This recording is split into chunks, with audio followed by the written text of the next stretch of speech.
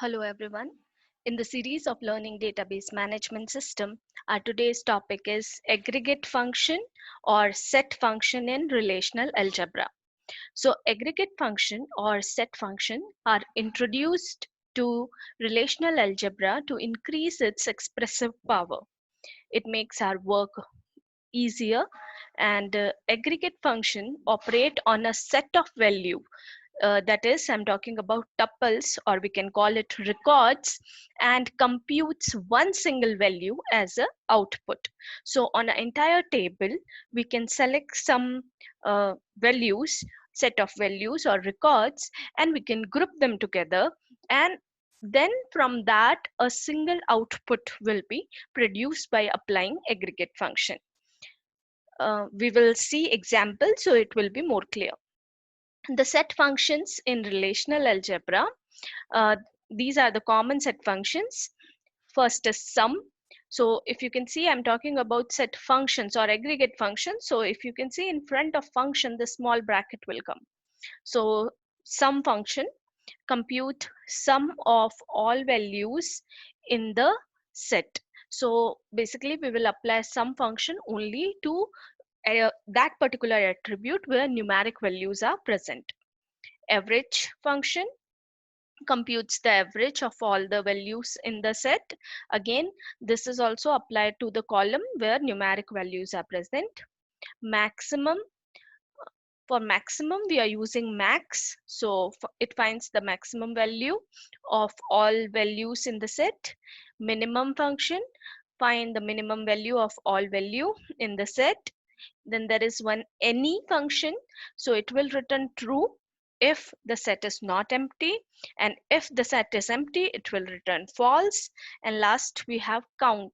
So basically count returns the cardinality. Cardinality is nothing but the number of elements present in the set.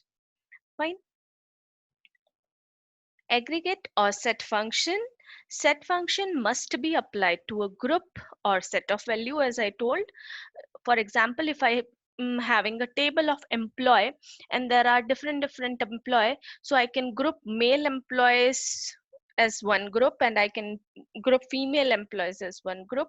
Or if there is different level or branches of students in a student table, we can group them on the basis of their branches. CSC one group, EC one group, triple E one group. So set function must be applied to a group or set of value. Group are formed on common values in one or more attributes. So there should be something common, like all CSE students one side, for them I can make a group. So what is common? The branch is common. All EC student, what is common? The branch is common. All girls student, now I'm making a group on the basis of gender. All boys students, like this. The result is always a relation. So whenever we are applying a set function, we will get the result in form of a table only. So general formal notation for aggregate function, if you can see here, we are using these attributes. These are the attribute which we will use to form the group. This G we are using for group, and here you can see function. So here we can apply any set function, as I told you, sum, min, max, any function you can apply here. If more than one function you want to apply, you have to put a comma. Fine. So and at last this R is nothing but the relation or your table name. Now, important point to remember, different set function can be applied on different attributes. It's not necessary here I can only apply one set function. Here I can apply more than one set function as well, according to the need. So if you remember, in this entire DBMS video lecture series, we have used this database, bank database. So set function queries also we are going to solve on this bank database. So let's see with example, it will be more clear. So first query is find sum of assets for all branches. So let's decide the table first. So we are talking about assets, and assets is coming in branch table. So it's very clear that we have to select branch table. So how to do that? First we have to write relation. So relation is means relation nothing but table name. So I'm writing my table name, and the table name is branch. Now next what I have to do, it is asking find sum of assets, and we know that sum is a aggregate, or we can say set function. Now we have to group. So for grouping G, it's not asking any other attribute on the basis of which I have to do the grouping. So here, if you can see these attribute one, attribute here, these attributes are not asked. So I'm not writing that attribute directly here. I'm applying the function. So G, and this G stands for group by, and here it's asking sum. So I will write in the subscript. So here I'm applying the sum function. So this is my sum, and on which particular column it want us to apply this sum function? On assets. So on this particular attribute, on this particular column, it want us to apply this. So this is the query. We are grouping all the, on the basis of assets we are doing the grouping, and we are calculating the sum from branch table. So how my output will come? I will get a relation, I will get a table on which the attribute name, it will come sum, and then all the assets, its final sum will be there. Only one single output will be produced in this case. Okay. Next, count distinct customer name having account. Okay, so that means I have to apply which function? I have to apply count. Okay, next, from which table I should do this? Find distinct customer name having account, and we know that the customer, those who are having account, their name is coming from depositor table. So that means I have to apply this on depositor table. So I'm writing the table name, that is depositor. Now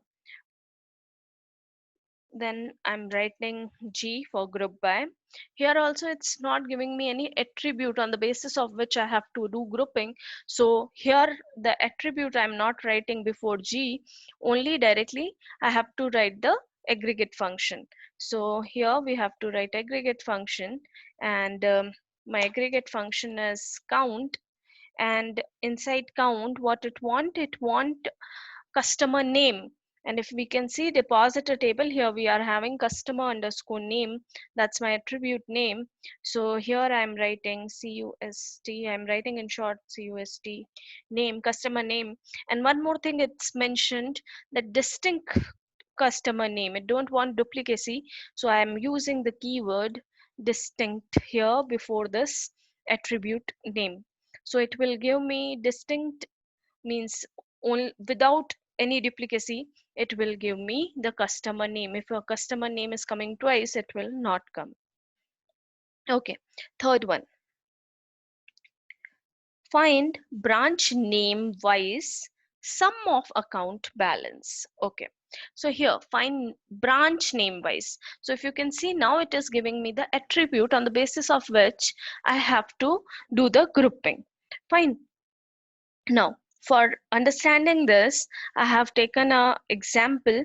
So here is a dummy database where from the branch table, if you can see here, from the branch table, we are getting, sorry, from the accounts table, because my question is find branch wise sum of account balance.